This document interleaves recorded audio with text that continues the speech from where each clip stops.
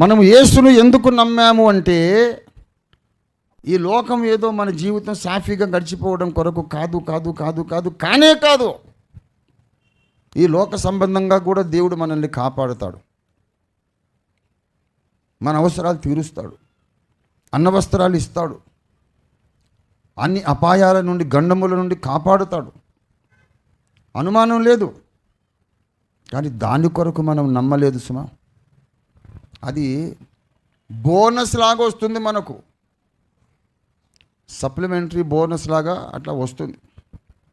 అంతేగాని మనము యేసుని ఎందుకొరకు నమ్మామంటే, ఈ లోకాన్ని విడిచిన తరువాత ఉండే క్షేమము కొరకు నమ్మాము. ఈ లోకాన్ని విడిచిన తరువాత ఉండి ఒక గొప్ప ప్రమాదాన్ని తప్పించుకోవడం కొరకు యేసుని నమ్మాము. ఈ విషయాన్ని చూసే కళ్ళు ఈ లోకస్తులకు లేవు. వారి అంతరంగ నేత్రాలు గుడ్డి కళ్ళు అయిపోయినాయి. They cannot see this fact. యేసుని ఎందుకు నమ్మాము, ఎందుకు బాప్తిస్మం పొందాం, ఎందుకు సువార్త నమ్మాం, ఎందుకు ప్రార్థనలు చేస్తున్నాం, ఎంతమంది వ్యతిరేకించినా, దూషించినా, ద్వేషించినా, హింసించినా, చంపుతున్నా, చావడానికి కూడా సిద్ధపడి ఎందుకు యేసు మార్గంలో నడుస్తున్నామంటే, ఇక్కడి నుంచి వెళ్ళిపోయిన తర్వాత ఒక ఘోర ప్రమాదం ఉన్నది. ఆ ప్రమాదము పేరు నరకం.